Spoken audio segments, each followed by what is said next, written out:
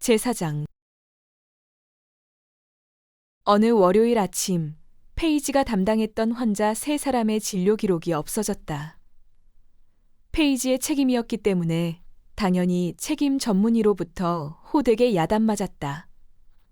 수요일에는 당직실에서 자고 있다가 새벽 4시에 전화벨 소리에 잠이 깼다.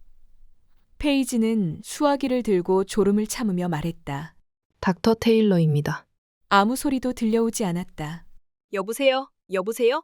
수화기에서는 가쁜 숨소리만 들려올 뿐 아무 말이 없었다. 잠시 후 찰칵 전화 끊는 소리가 났다. 페이지는 다시 잠들 수 없었다. 그날 아침 캐트를 만났다.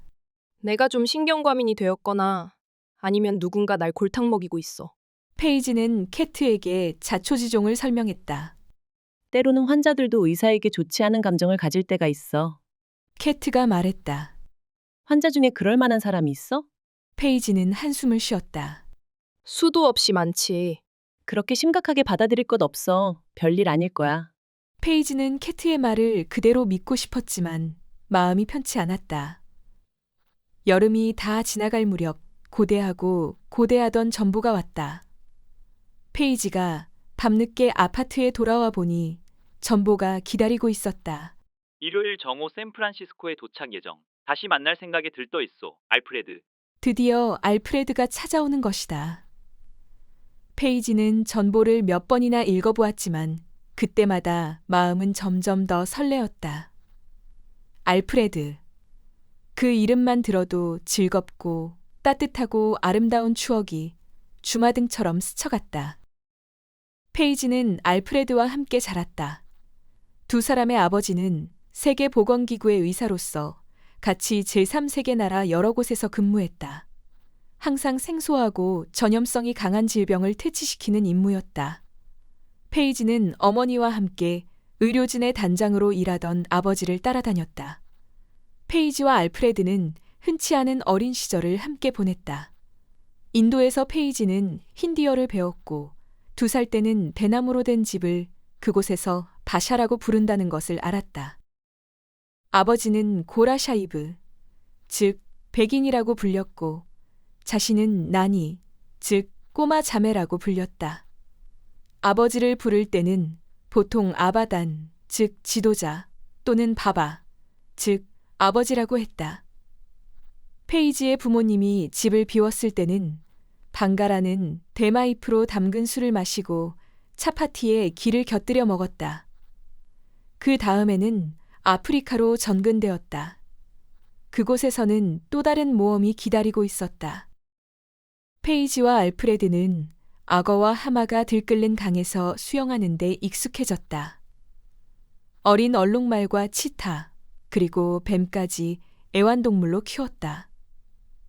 그들은 모두 흙바닥 위에 나무와 풀잎으로 벽과 지붕을 댄 창문도 없는 둥근 움막 같은 집에 살았다. 언젠가는 나도 집다운 집에서 살게 될 거야. 푸른 잔디 정원과 흰색 담장이 쳐진 예쁜 집에서 살게 될 거야. 페이지는 혼자 다짐했다. 세계보건기구에서 파견된 의사들과 간호사들은 어려운 상황에서 열심히 일했지만 별로 보람을 느끼지 못할 때가 많았다. 그러나 페이지와 알프레드에게는 모험의 연속이었다. 사방이 사자와 기린, 그리고 코끼리까지 설쳐대는 곳이었다. 그들은 원시적인 건물의 학교에 다녔고 때로는 그마저 없어 개인 교습을 받았다. 페이지는 명석학한 아이였다. 두뇌가 마치 스펀지처럼 모든 것을 흡수했다. 알프레드는 페이지를 아끼고 좋아했다. 페이지, 언젠가는 너하고 결혼할 거야. 알프레드가 14살 때였다. 페이지는 12살이었다. 나도 너하고 결혼할 거야. 알프레드. 두 사람 다 조숙했고 서로 좋아했다. 어느새 장래를 굳게 약속하게 되었다. 세계보건기구에서 파견된 의사들은 주어진 임무에 헌신적으로 일하는 사람들이었다. 그들은 항상 최악의 조건에서 일했다. 아프리카에서는 우게샤, 즉 동네 무당과 같이 토속적인 치료를 시술하는 사람들과 경쟁해야만 했다. 문제는 사람들이 오랜 세월 우게샤를 믿어왔고 토속 치료법이 때로는 인명을 해칠 수 있다는 것을 깨닫지 못하는 데 있었다. 마사이족의 경우 몸에 난 상처를 치료하는 전통적인 방법은 소의 피와 생고기 덩어리, 그리고 정체불명의 풀뿌리 삶은 물을 섞은 올키로리테라는 약을 바르는 것이었다. 키쿠유족은 천연두에 걸린 어린 아이를 막대기로 때려 병을 쫓아내는 것이 전통적인 치료 방법이었다. 그런 짓은 그만두게 해야 돼요. 테일러 박사는 그들에게 말했다. 어린애를 막대기로 때린다고 병이 나아지지 않아요. 그래도 엉덩이에 쇠바늘을 꽂는 것보다는 낫지 않소? 그들은 대답했다. 병원 시설이라고는 나무 그늘 아래 테이블을 붙여놓고 수술대로 쓰는 게 고작이었다. 하루에도 수백 명의 환자를 진찰했다. 언제나 진찰을 받겠다는 사람은 줄을 지었다. 문둥병 환자, 폐결핵 환자, 기관지 천식 환자, 천연두 환자, 이질 환자 등 각양각색의 환자들이 모여들었다. 페이지와 알프레드는 항상 붙어 다녔다. 자라면 사람은 멀리 떨어진 시장이나 다른 부족 마을을 찾아다니기도 했다. 그러면서 항상 두 사람의 장래 계획을 얘기했다. 의료 행위는 페이지의 소녀 시절 생활의 한 부분이었다. 일찍부터 환자들을 돌보는 방법을 배웠고 주사를 놓고 약을 조제하는 것도 터득했다. 그러면서 항상 아버지를 돕기 위해 치료법도 열심히 관찰하고 배우려 했다. 페이지는 아버지를 무척 사랑했다. 커트 테일러 박사는 이 세상에서 가장 헌신적이고 따뜻한 사람이었다. 그는 진심으로 다른 사람들을 소중하게 생각했고 자신을 필요로 하는 사람들을 돕는데 자신의 모든 것을 바쳤다. 그의 생활 태도가 페이지에게 전해지지 않을 수 없었다. 그는 아무리 일이 바쁘고 힘들어도 반드시 페이지와 함께할 수 있는 시간을 만들었다. 그의 따뜻한 보살탐 때문에 원시적인 곳에서의 힘든 생활도 즐거운 추억으로 남을 수 있었다. 페이지의 어머니는 전혀 다른 유형의 사람이었고 딸과의 관계도 아버지와는 달리 소원한 편이었다. 어머니는 부유한 상류사회 출신의 미인이었는데 지나치게 이기적이고 냉정한 성격이어서 페이지와 가까워질 수 없었다. 결혼 초기에는 이색적인 곳에서 일하게 된 의사와 결혼한다는 것이 낭만적이라고 생각했었지만 막상 미개한 곳의 고통스러운 생활에 부딪히자 모든 것이 못마땅해졌다. 그녀는 남을 돕거나 그런 일에 기쁨을 느낄 수 있는 따뜻한 성격이 아니었다. 페이지는 어머니가 항상 불평하던 것밖에 기억나지 않았다. 커트, 우리가 왜 이런 오지에서 살아야만 돼요? 여기 원주민들은 꼭 짐승같이 살잖아요. 더 오래 있다가는 저들 사이에 돌아다니는 이름 모를 전염병에 걸리고 말 거예요. 왜 당신은 다른 의사들처럼 미국에 돌아가서 편하게 일하면서 돈을 벌려고 하지 않는 거예요? 어머니의 불평은 끝이 없었다. 어머니가 불평을 하면 할수록 페이지는 아버지가 더 자랑스러웠고 아버지에 대한 사랑이 깊어졌다. 페이지가 15살 되었을 때 어머니는 브라질의 코코아 농장주와 도망치고 말았다. 이제 어머니는 돌아오지 않을 거죠? 그렇죠? 페이지가 물었다. 미안하다. 아마 안 돌아오실 것 같구나. 차라리 잘 됐어요. 페이지는 그렇게 말하려고 한 것은 아니었다. 다만 어머니가 자신과 아버지를 그렇게 쉽게 버리고 떠난 것에 대해 분노를 느꼈던 것이다. 어머니가 떠난 다음 페이지는 알프레드 터너와 더 가까워졌다. 두 사람은 같이 놀고 산과 들을 헤매고 그리고 장례를 설계했다. 나도 크면 의사가 될 거야. 알프레드가 말했다. 너도 의사가 되고 그러면 우린 결혼하고 같이 일할 수 있을 거야. 아이도 여럿 낳아야 되겠지? 물론이지. 내가 좋다면. 페이지가 16살 되던 해 생일날 저녁 두 사람의 오랜 관계가 새로운 차원으로 발전했다. 동아프리카의 작은 마을에 있을 때 의사들과 간호사들은 다른 마을의 전염병 때문에 모두 그곳으로 가고 캠프를 쳤던 곳에는 페이지와 알프레드, 그리고 조리사 한 사람만 남게 되었다. 두 사람은 일찍 저녁 식사를 마치고 각자의 천막에 들어가 잠을 청했다. 그러나 밤중에 먼 곳에서 들려오는 짐승 떼달리는 소리에 페이지는 잠에서 깨어났다. 잠시 앉아있는 동안 그 소리가 점점 더 가까워졌다. 페이지는 겁이 나서 숨이 가빠지기 시작했다. 아버지 일행은 언제 돌아올지 기약이 없었다. 페이지는 일어났다. 알프레드의 천막은 바로 옆에 있었다. 겁에 질린 채 옷을 다시 입은 페이지는 텐트를 젖히고 알프레드에게 뛰어갔다. 그는 잠들어 있었다. 알프레드! 그는 잠에서 깨어 벌떡 일어났다. 페이지, 무슨 일이야? 무서워서 잠이 안 와. 내 천막에 들어가 좀 같이 있으면 안 되겠니? 어서 들어와.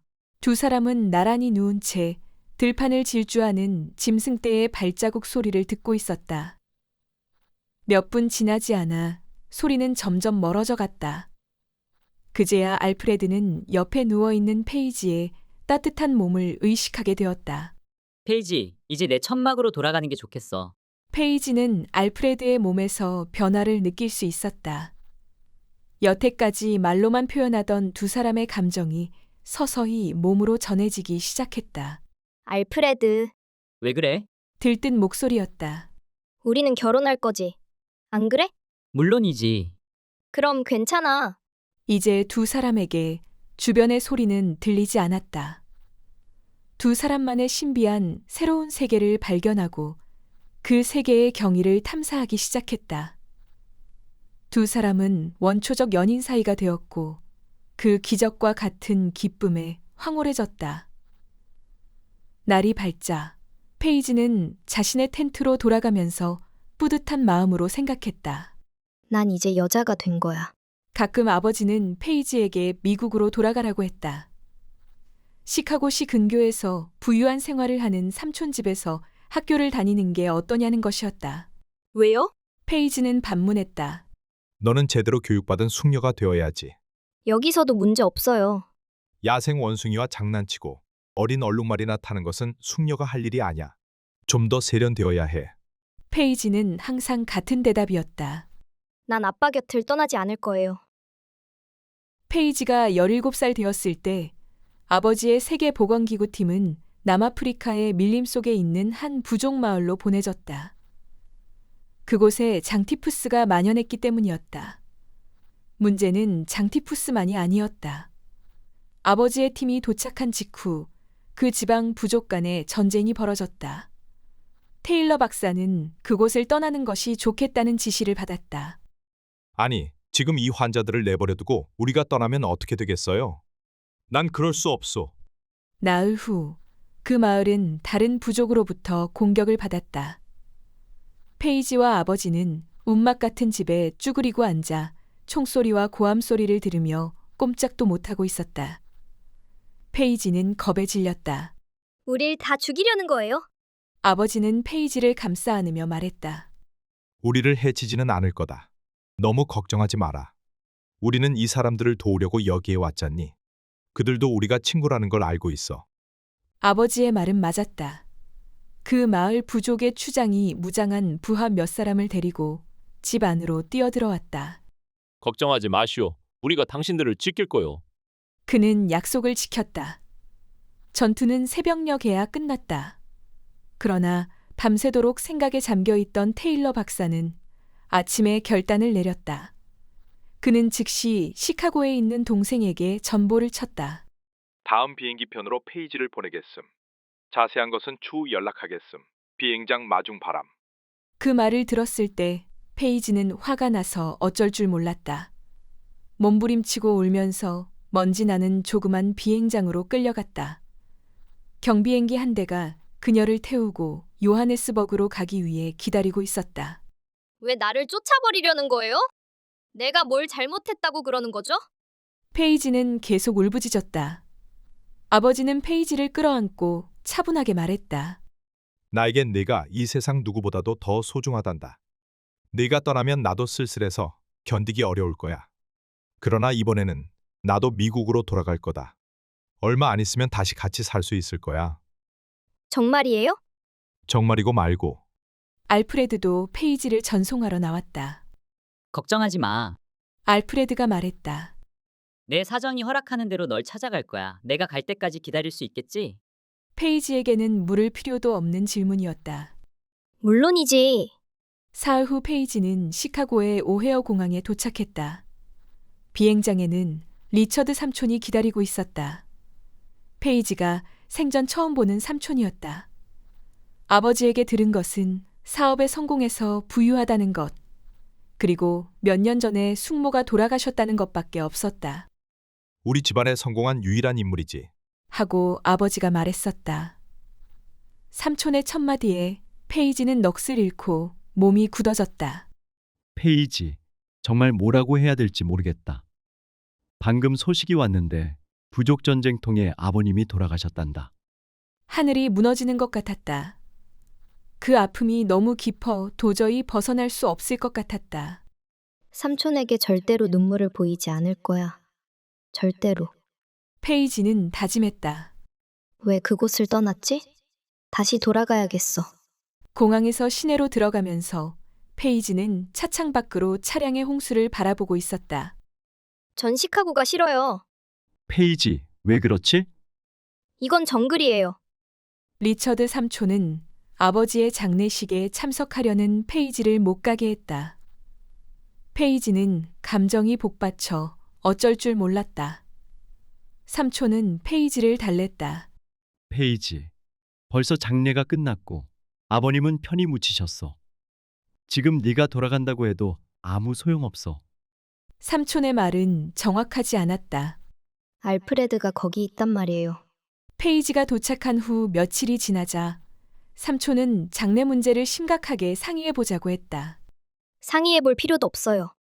페이지가 말했다. 전 의사가 되겠어요. 21살에 대학을 졸업하자 페이지는 10개의 의과대학에 입학원서를 냈고 모두 입학이 허가되었다. 페이지는 보스톤에 있는 의과대학으로 결정했다. 그 소식을 전하려고 자이레에서 세계보건기구팀과 일하고 있던 알프레드에게 전화를 하는데 이틀이나 걸렸다. 페이지가 의과대학 진학 소식을 전하자 알프레드는 정말 잘 됐어. 나도 이제 의과대학이 끝나가고 있어. 당분간은 세계보건기구 일을 더 해야겠지만 몇 년 안 되어서 우리가 같이 일할 수 있을 거야. 라고 말했다. 같이 일할 수 있을 거야. 생각만 해도 가슴이 두근거리는 말이었다. 페이지, 내가 보고 싶어 견딜 수가 없어. 내가 며칠간이라도 시간을 내면 네가 하와이로 와서 나하고 만날 수 있을까? 페이지는 주저하지 않고 대답했다. 물론이지.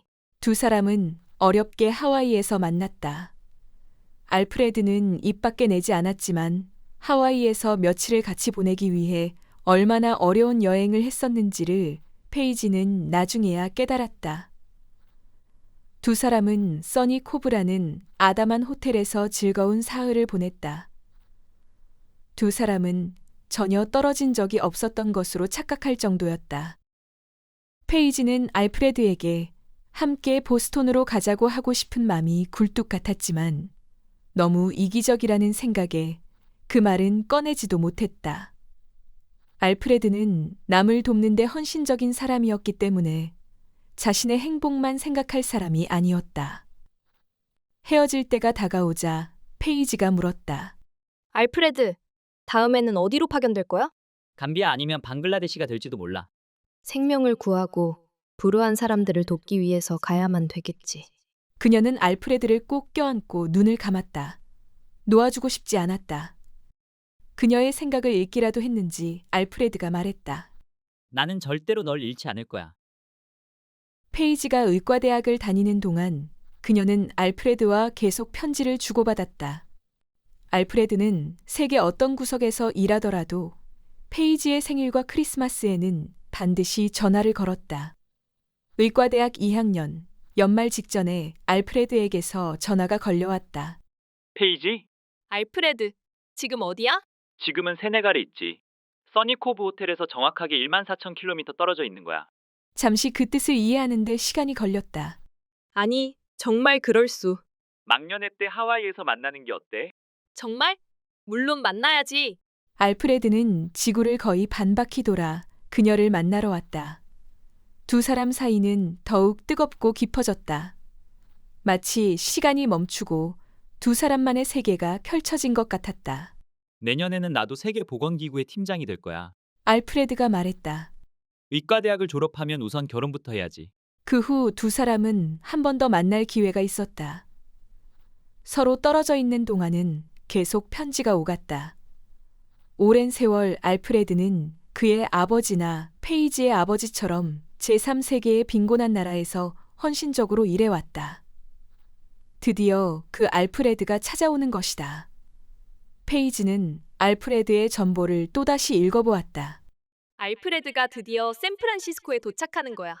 그녀는 마음이 들떠 앉아 있을 수가 없었다.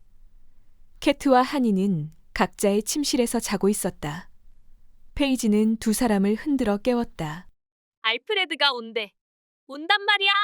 이번 일요일에 도착한대. 정말 반가운 소식이군. 캐트가 중얼거렸다. 난 오랜만에 침대에 누웠으니 일요일쯤 깨워줘. 하니는 좀 더 관심을 보였다. 침대에 일어나 앉으며 말했다. 정말 잘 됐어. 나도 그 사람 좀 만나보고 싶어. 못 만난 지 얼마나 되었다고 했지? 2년. 페이지가 말했다. 하지만 우리는 언제나 편지로 연락을 했었어. 넌 참 복이 많구나. 캐트가 한숨을 쉬었다. 자, 이제 잠이 다 깨버렸으니 내가 커피를 끓여올게. 세 사람은 식당 테이블에 둘러앉았다. 알프레드의 도착을 축하하는 파티를 열면 어떨까? 하니가 제안했다. 말하자면 신랑을 환영하는 파티 같은 것 말이야. 그거 아주 좋은 생각인데. 캐트가 말했다. 우리가 솜씨를 내서 식사 준비를 하면 되겠지? 하니가 말했다. 캐트는 고개를 저었다. 네, 음식 솜씨는 벌써 알고 있어. 아무래도 음식은 밖에서 주문해 와야 될걸? 일요일까지는 나흘 남아 있었다. 세 사람은 틈날 때마다 알프레드의 도착을 축하하는 파티 계획을 상의했다. 기적적으로 일요일에는 세 사람 다 당직 근무가 없었다. 토요일에 페이지는 간신히 시간을 내 미장원에도 갔다. 그리고 백화점에 가서 새 옷을 마련했다. 이 옷 괜찮게 보여? 그 사람 눈에도 괜찮을 것 같니? 정말 예뻐. 하니가 말했다. 그 사람이 너 같은 신부를 얻을 자격이 있는지 모르겠다. 페이지는 미소 지었다. 내가 그 사람 신부가 될 자격이 있는지 걱정이야. 너도 그 사람이 마음에 들 거야. 정말 훌륭한 사람이거든. 일요일이 다가왔다. 최고급 음식을 주문해서 식당 테이블에 늘어놓고 얼음에 채운 샴페인도 준비했다. 세 사람은 알프레드가 도착하기를 기다리며 집안을 서성거리고 있었다. 오후 2시에 벨소리가 울리자 페이지는 달려가 문을 열었다. 알프레드가 서 있었다. 약간 피곤해 보이고 살이 빠졌지만 기다리고 기다리던 알프레드가 틀림없었다. 옆에는 30대로 보이는 갈색 머리의 여자가 서 있었다. 페이지! 알프레드가 소리질렀다. 페이지는 말없이 알프레드를 포옹했다. 그리고 나서 몸을 돌려 하니와 캐트를 보고 자랑스럽게 말했다. 이 사람이 바로 알프레드 터너야. 알프레드, 나와 같이 사는 동료들이야. 이쪽은 하니, 테프트고 저쪽은 캐트 헌터. 만나서 반가워요. 만나서 반가워요.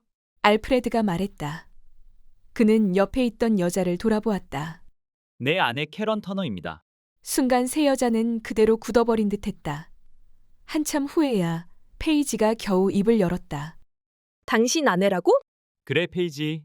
알프레드가 얼굴을 찌푸렸다. 내가 보낸 편지 못 받았어? 편지? 그래, 벌써 몇 주 전에 보냈는데. 그런 편지 못 받았는데. 아, 이거 참. 뭐라고 말해야 될지. 난 편지의 모든 것을 설명했기 때문에. 하지만 편지를 못 받았다니. 그의 말끝이 흐려졌다. 정말 뭐라고 해야 될지 모르겠어, 페이지. 우리가 너무 오래 헤어져 있는 바람에 그러다가 캐런을 만나서 무슨 말인지 알잖아. 무슨 뜻인지 알겠어. 페이지는 표정 없이 말하고 캐런에게 얼굴을 돌려 억지로 미소를 지었다. 다 당신과 알프레드가 행복하기를 바라겠어요. 고마워요. 잠시 어색한 침묵이 흘렀다. 캐런이 말했다. 여보, 우리가 그냥 떠나는 게 좋겠어요. 그래요. 그러는 게 좋겠어요. 캐트가 말했다. 알프레드가 머리를 극적이며 말했다. 페이지 정말 뭐라고 해야 될지 모르겠어. 난 정말 잘 있어. 잘 가요, 알프레드. 세 사람은 꼼짝 않고 서서 신혼부부가 떠나가는 것을 쳐다보고 있었다. 망할 자식 같으니라고. 캐트가 말했다. 어떻게 그런 짓을 할 수 있어? 페이지의 눈엔 벌써 눈물이 가득 고여 있었다. 난 그 사람은 그러려고 한 것이 내 생각에는 아마 그 편지에 모든 것이 설명되어 있겠지. 한이가 페이지를 안으며 말했다. 저런 남자는 거세해버려야 된다는 법이라도 생겨야 돼. 동감이야. 캐트가 말했다. 미안, 나 좀. 페이지는 급히 침실로 들어가 문을 잠가버렸다. 그날 그녀는 다시 밖으로 나오지 않았다. 제5장. 그 후 몇 달 동안 페이지는 캐트나 한이와 같이 시간을 보낼 기회가 별로 없었다. 병원 구내식당에서 아침 식사 때 잠깐 만나거나 복도에서 마주치면 인사를 나누는 게 고작이었다. 아파트에 서로 메모를 남기는 것이 거의 유일한 통신 방법이었다. 냉장고에 저녁 식사를 남겨두었음. 전자레인지가 고장이야. 청소하지 않고 나가서 미안. 이러다간 얼굴 잊어버리겠어. 토요일에 3시 저녁이나 하러 나가는 게 어때? 병원 근무에 따르는 엄청난 압박감과 혹독한 근무 시간이 계속되는 형벌같이 여겨지는 가운데 대부분의 레지던트들은 정신적, 육체적 한계를 느끼기 시작했다. 그러나 페이지는 오히려 압박받는 것을 다행으로 생각했다. 알프레드와 꿈꾸었던 달콤한 장래의 설계가 산산조각난 상황에서는 오히려 일에 몰두하는 것이 절망감이나 배신감을 어느 정도 잊게 해주었기 때문이었다. 그렇다고 해서 알프레드의 존재를 마음속에서 완전히 지워버릴 수는 없었다. 그와의 결별은 페이지의 가슴속 깊이 아물지 않는 상처를 남겼고 그 상처의 아픔은 아직도 줄어들지 않았다. 만약 내가 아프리카를 떠나지 않았더라면, 만약 알프레드가 1년 전에만 돌아왔더라면, 만약 알프레드가 캐런을 만나지 않았더라면, 만약 내가 의과대학 졸업 후 즉시 아프리카로 돌아갔다면, 만약 되씹어 보아도 아무 소용없는 생각들이 계속 상처를 건드렸다. 어느 날 페이지가 수술복으로 갈아입으려고 탈의실에 들어갔을 때 쌍년이라는 글씨가 그녀의 옷장에 굵은 매직펜으로 쓰여 있었다. 다음 날에는 진료에 관해 메모해 놓은 노트가 없어졌다. 아무리 찾아봐도 나타나지 않았다. 회진 때 기록한 메모가 송두리째 없어진 것이다. 내가 어디에 잘못 두었겠지? 페이지는 애써 좋게 해석하려 했다. 그러나 누군가가 자신을 괴롭히고 있다는 생각을 떨쳐버릴 수 없었다. 페이지는 병원 밖의 세상에 전혀 신경 쓰지 않으며 생활했다. 이라크가 쿠웨이트를 침공했다는 뉴스는 들었지만 그보다는 백혈병으로 죽어가는 15살 소녀를 돌보는 것이 훨씬 더 중요했다. 동서독이 통일되어 세계가 떠들썩했을 때도 심한 당뇨병으로 의식을 잃은 환자를 되살리느라 정신이 없었다. 세처 영국 수상의 사임으로 언론이 떠들어대도 214호실 환자가 다시 걷게 된 것이 페이지에게는 더 중요한 뉴스였다. 페이지가 그렇게 혹독한 병원 생활을 견뎌낼 수 있었던 것은 자신과 같이 고생하고 봉사하는 동료 의사들이 많았기 때문이다. 소수의 예외가 있었지만 대부분의 의사들은 다른 사람의 고통을 덜어주고 생명을 연장하는 데 사명감을 가지고 있었다. 그들의 헌신적인 치료로 죽어가던 환자가 기적같이 소생하는 것이 한두 번이 아니었다. 자신이 그들의 일원이라는 사실에 뿌듯한 긍지를 갖게 되었다. 병원 생활에서 가장 심하게 압박감을 받는 것은 응급실 근무였다. 그곳은 각양각색의 사고와 급한으로 끊임없이 환자가 들어왔다. 한순간도 한가할 데가 없었고 시설과 인원은 태부족이었다. 병원에서 근무하는 의사나 간호사의 사생활도 직업의 압박감과 상식을 벗어난 근무 시간 때문에 엄청난 영향을 받았다. 9시에 출근하고 5시에 퇴근하는 직장인들과 같은 가정생활은 상상도 할 수 없었다.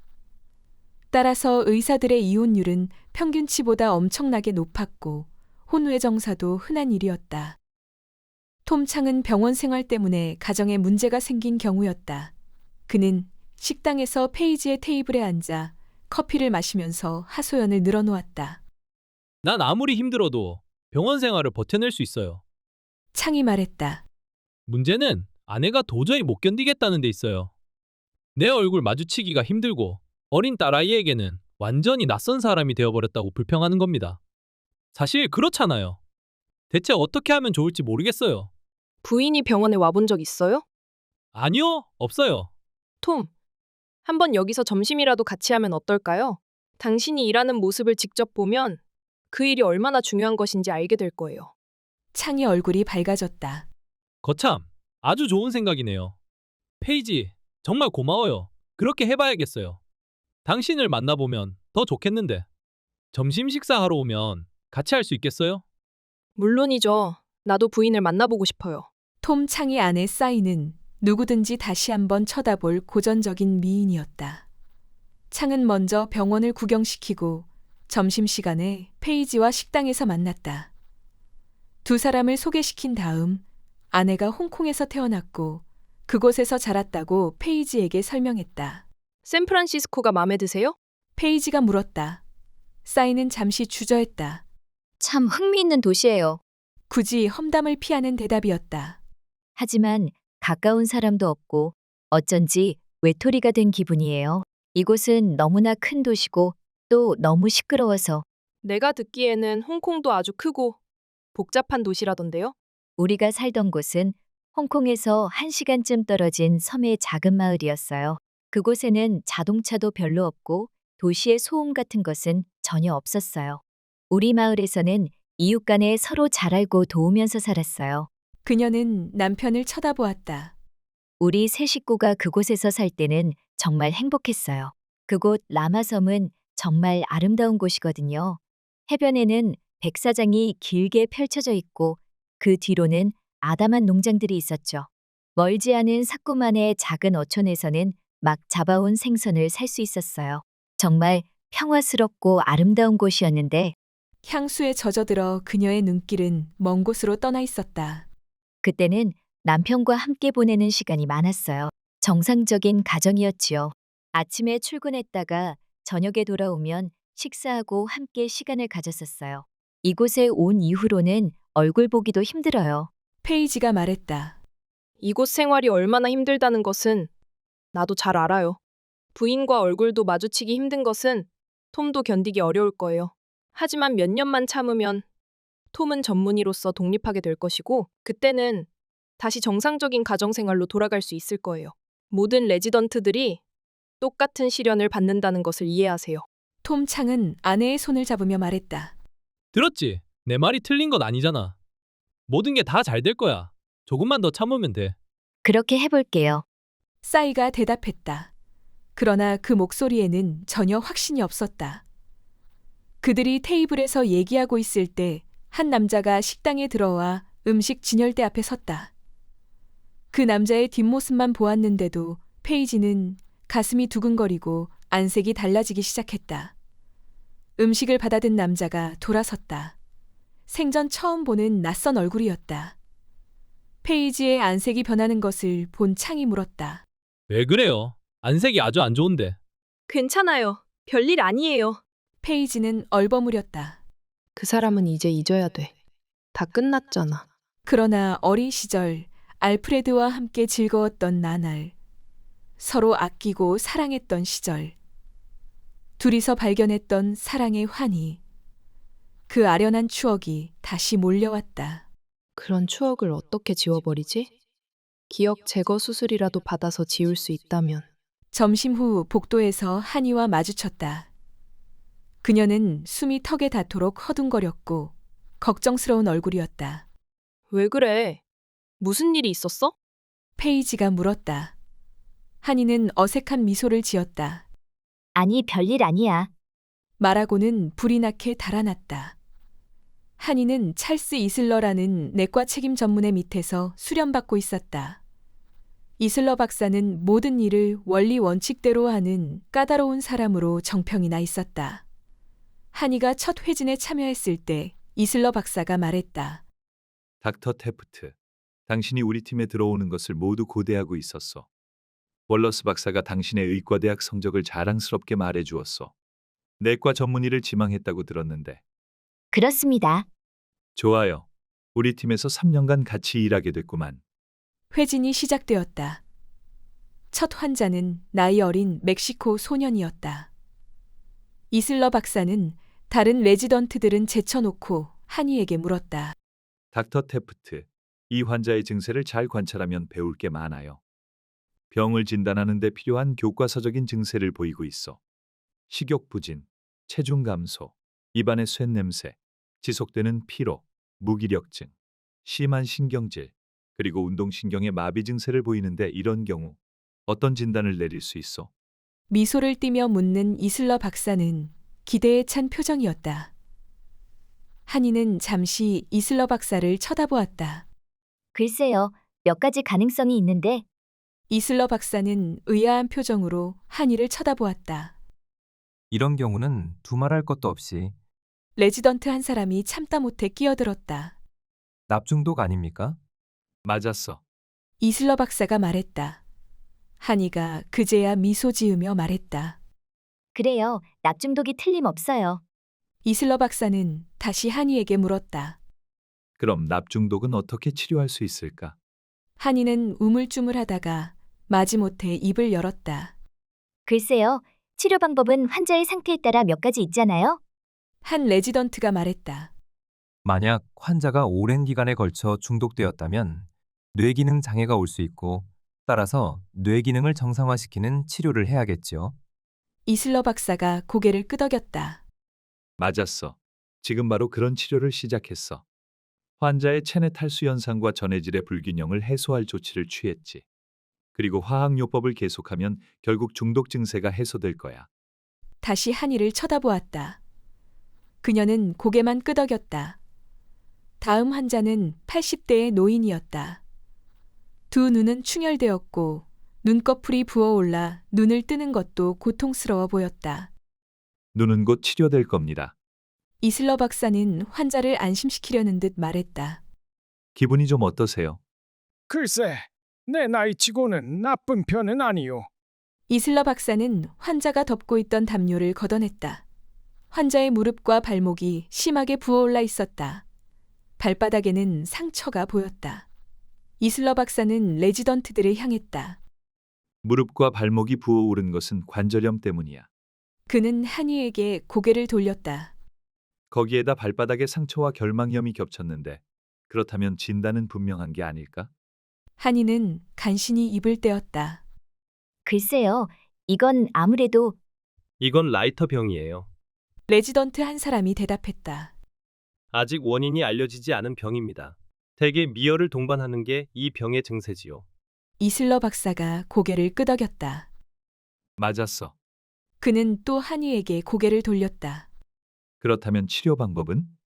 치료 방법요? 그 레지던트가 다시 말했다. 치료 방법은 확실하게 정립되지 않았어요.